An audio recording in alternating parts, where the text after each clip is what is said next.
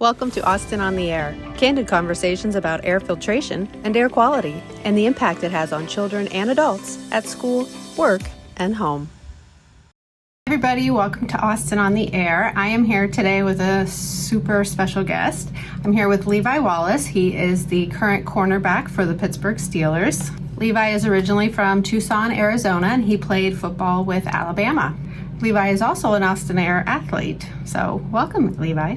Thanks for having me. Yeah, awesome. I am so glad that you could join us today. We have a lot of really important things to talk about, things that are on a lot of people's minds, a lot of people's hearts. Just to start, Levi, if you want to give a little bit of backstory and some more information for our listeners, just tell them what you've been up to in the off season. I know you have a foundation, the Levi Wallace Foundation that you've started and that you're doing a lot of really, really awesome things through. So in the off season right now, a lot of training, a lot of golfing, obviously just trying to get away from the game of football. Like you said, with my foundation, we actually have a meeting tonight about some events coming up with planning football camp that I do every year annually out here. And then I'll be getting back and working with UPMC when I get back to Pittsburgh coming up in May. So I'm excited about some visits that I have out there and some opportunities that we have going on with them. And so just a little busier off season than I'm usually accustomed to. I really haven't even had time to go on vacation or just enjoy myself. I've just been busy, but it's been good. It's keeping me out of trouble, keeping me just here at home too. So it's been a good off season all in all for sure. And then we had our golf tournament not so long ago, and that was really successful as well. So just to give our listeners a little bit of a backstory here, we are launching a mental health series for May, and this podcast is going to kick off that series. So I wanted to start off with some statistics that I recently came across. I saw one statistic that was from the Athletes for Hope that said approximately 35% of elite and pro athletes have struggled with anxiety, depression, even eating disorders at some point during their career. And I just thought, oh my gosh, that's really something, I think, because a lot of times pro athletes, elite athletes are kind of put up on this pedestal, right? And it's easy to forget that they are, they're human. They're human beings just like the rest of us. So I kind of wanted to just get your take on that statistic. I mean, do you think that is something that could be true? Is that kind of what you see on the inside of pro sports, or is this kind of a topic that's not really talked about openly yet? So it'd be hard to tell. Like you said, I can definitely see how that's true, 100%. As athletes, and I can only talk about my profession and myself and experiences. A lot of times people don't see us as regular people, you know what I mean? And they think it's just all glamour and fame and making good money, which is a part of it, you know what I mean? And it comes with the job. But at the same time, there is so much pressure to continue to play at a high level and to compete each and every day with no real job security, knowing that you can be cut anytime or you can be released, you can be traded.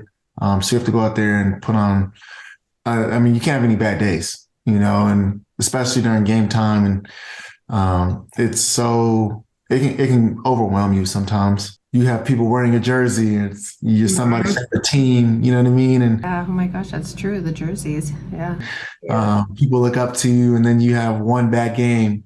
But then nobody asks you why you had that bad game or what happened.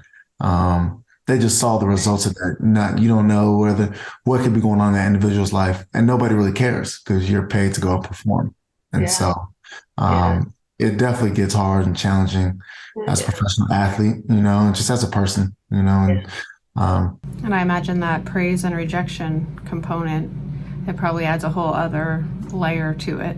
Absolutely. You have 1 week where you play outstanding, and everybody loves you and you're on top of the world. And the next week you're like, man, everybody hates me, and you really feel that because you want to go out there and perform your best. You want to do your best. Nobody cares about it more than you know what I mean? And sometimes You just don't Right. have a great performance. You don't have a great game, or this matchup I got was extremely challenging. I mean, the other people get paid too, so they're really good at Yeah. So there's a lot on the line for basically everybody who's out there.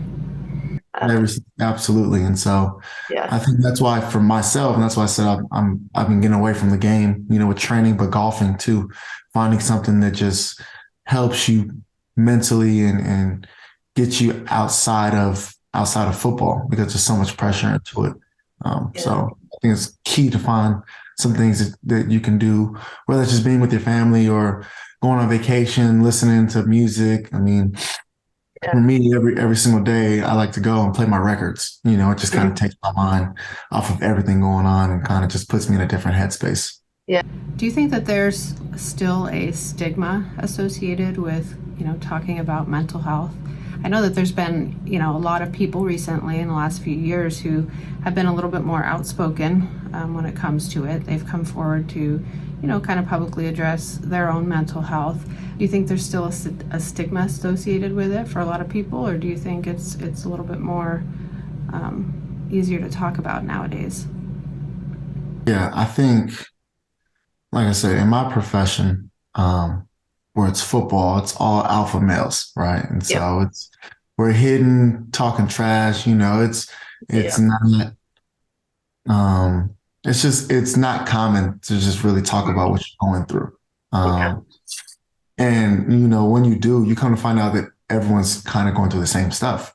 Whether that's families or relationships, the performance level. I mean, there's so much, but again, nobody wants to hear that. They want to just see you be the player that you are. You know what I mean? And so, then you have guys who are competing for your spot too behind you. So it's like, who can you like really talk to? You know what I mean? And I know for me, I know it's important for me. I don't want to look back one day and just like, yeah, I've met a lot of people and had a lot of teammates, but if you can't really be authentic or real with somebody, or just be able to share your struggles, I mean, how are you supposed to trust somebody on the field? You know what I mean? I mean, this is a brotherhood that not everyone's able to be a part of. And so you should be able to have that space to be able to talk to people and talk about what's going on. But so I think it's slowly progressing, but with the emphasis of slowly, honestly. Just It's just the reality that we're living in right now. Yeah, you have that team, which is in a lot of ways, a brotherhood and a family, but I imagine that team also is, where a lot of the stress factor is coming from. Absolutely. Do you think trainers and coaches are more and more recognizing the need for, mental health attention and services and things to help players along? I think teams are doing a great job with bringing people in, like somebody you can talk to about like your mental state, because that's a key component in performing. You know what I mean? Yeah, right. Having your head right when you're out there. Yep. I think it's more and more prominent now that a lot of teams are bringing in professionals that you can talk to, therapists, just people just help you get into that mind space, whether it's like techniques, exercise, just people to help you all around. And so I think it's slowly becoming more and more prominent. I think for organizations to do that, at the same time, they have a job to do as well. Coaches do. You know what I mean? And if you're not performing good and the team's not performing good, somebody's going to get fired. You know what I mean? And that could be them too.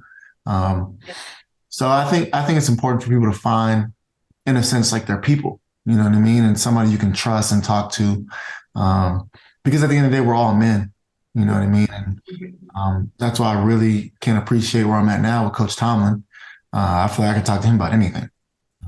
He's just a people person outside of the field. He's like, look, I'm here to win, and our winning is our business. But I want you to win as a person too. And once you play for the Steelers, I mean, you're a Steelers for life. And he welcomes back so many guys all the time. Just he's built that relationship, and so many guys respect him so much for it. And so, real cool environment that he's built there in Pittsburgh. Yeah, it's probably just as crucial and every bit as important in terms of training. I mean, and at Buffalo they did too. Sean did a great job, and brought in some people. We had Katie, Desi. I mean, they did a fantastic job when I was there too. And I just able to just go and talk to them. Doors always open, because it's just life gets hard sometimes. You know what I mean? Yeah. So we talked a lot about, the pro side of things, but you played for Alabama in college, and that's Bama football. That's big time, right? So, I mean, I imagine there was some stress, maybe some anxiety that started back then. Maybe talk to me a little bit about how that differs, from, college sports versus the pro side, or is it the same? Like, I think it differs a little bit. When you're on scholarship at any school, they can't just kick you out. You know what I mean? Like cut you off a team.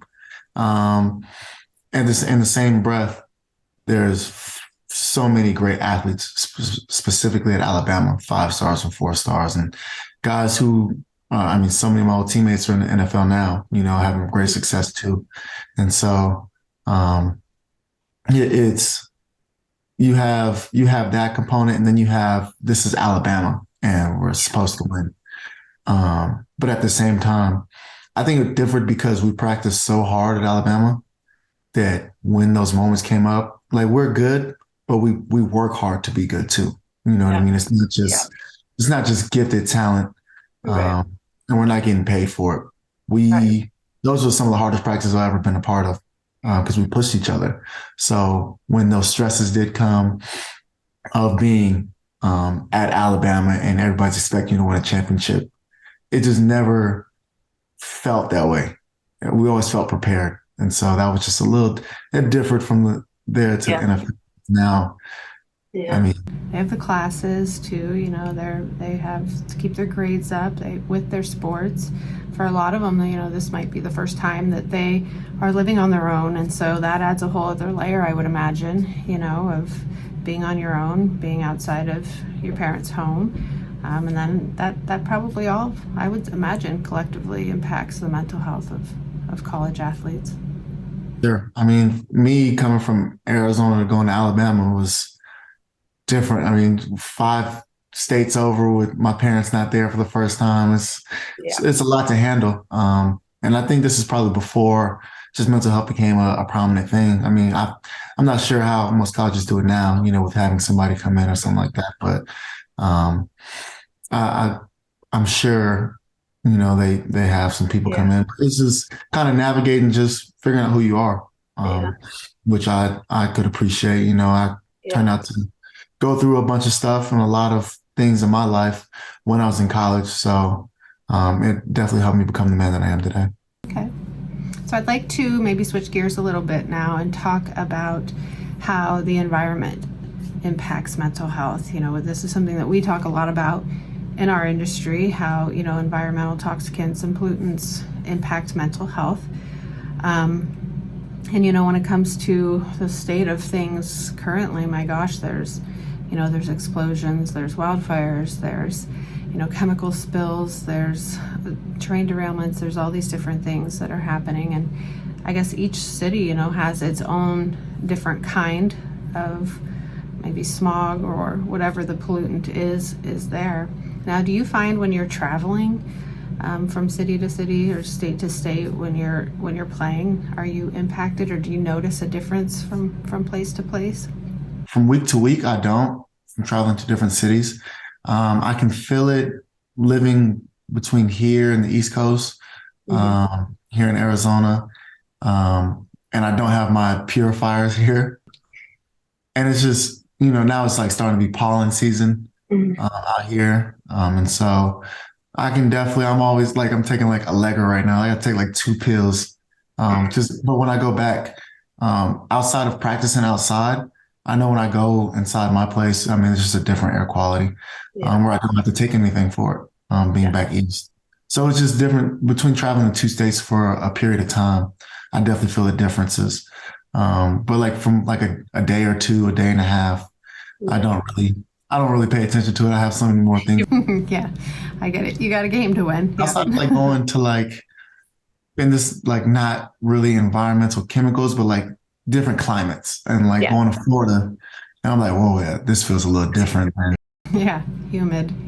outside of that, it's mostly in the off season or going back. It's always a transitional period, especially when we go back for camp, like in Latrobe, and we're staying in the college dorm. And I'm like, whoo, next year I'm definitely taking my oxygen Yeah. because I ended up getting like tonsillitis, with just it was just a bad whole thing. I was breathing in terrible air quality, and it was Oh, just Gosh. a dorm for that long. We had yeah, a she's couple good. couple years before, so we were at home. I'm like, yo, this is, you have to have an adjustment period. And me going to another state, this is my first time really being in Pittsburgh like consistently. We talk a lot about, active training. We talk about respiratory training and strength training. But how does rest and recovery, play a role here? How does that rest and recovery impact mental health? Do you notice a difference when you, maybe haven't gotten enough sleep or you haven't had that downtime that your body needs? Do you notice a difference? Absolutely. I think that's more important than anything else. The sleep, quality of sleep for sure. I don't have the same beds. I have two different beds. So I can feel the difference here in Arizona. Then I'm on I don't know. For me, it's like when I'm in Pittsburgh, it's like I'm like so performance based, like with my purifier, with my bed, I'm on it. And being out here training, it's like, yeah, I'm training really good too, but at the same time, it's like, yeah, I need to do a little bit better as far as my recovery because I can just feel it. Some days I wake up and I'm like grouchy and like don't want to be bothered until like I like start working out. Then I'm like, okay, like I'm better now. Yeah. Yeah, I think nowadays it doesn't get, it's almost like there's this mentality of, the glorification of busyness, like the busier you are, the better you're going to be or the better you'll do or whatever. And we don't give enough attention, I don't think, to what our body needs, the rest side of things. Yeah, the recuperation. I learned, and I'm going into year 6 now. When my body says like we need to rest, I don't argue anymore. It was cool to push myself younger because I'm trying to prove something. It's like now that I'm starting to get older, I'm like, listen, it's let's extend our time now and not just keep trying to like I know what my body needs now, so I don't have to train like everybody else.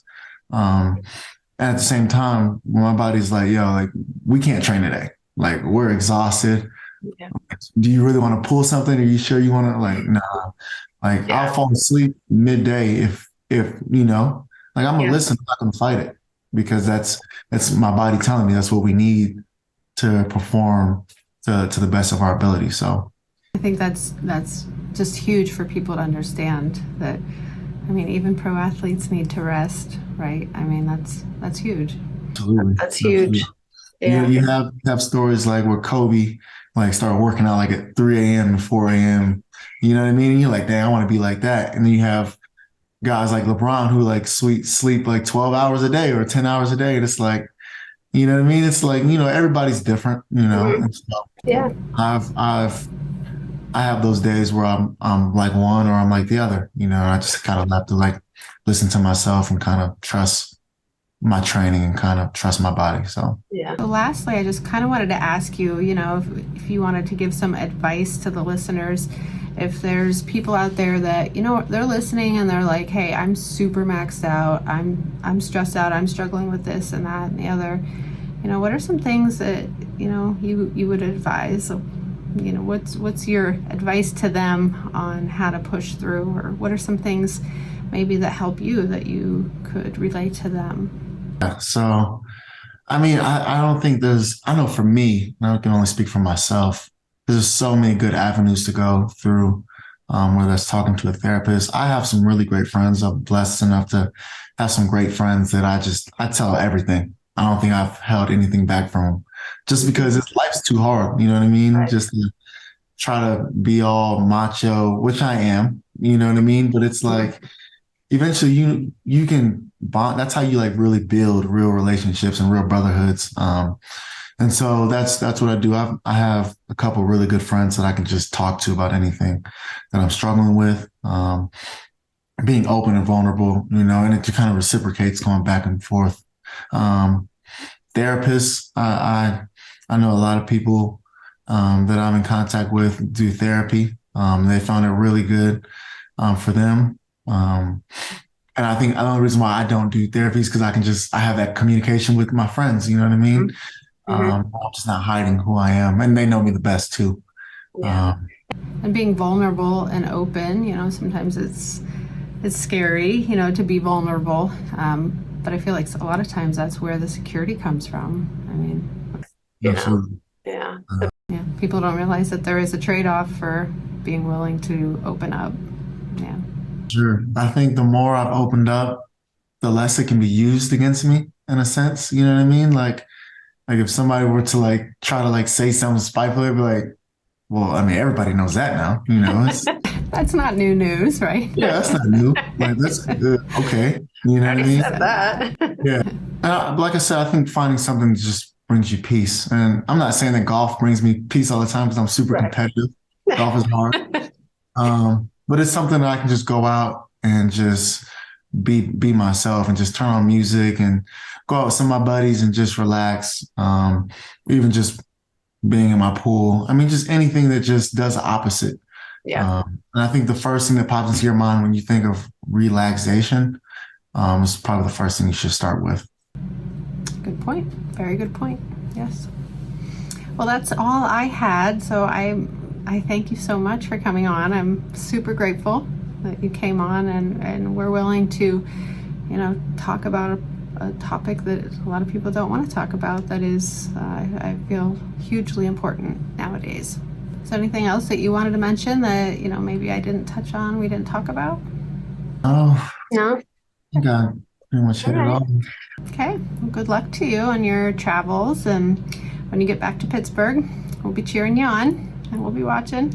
Miss Stacy, I definitely need to get a purifier for my house, though. I know. Yeah. Well, thank you. All right. Thank you. Appreciate it. We'll talk to you soon. Thanks for tuning in to another episode of Austin on the Air. For more information on air filtration, air quality, and respiratory health, visit austinair.com.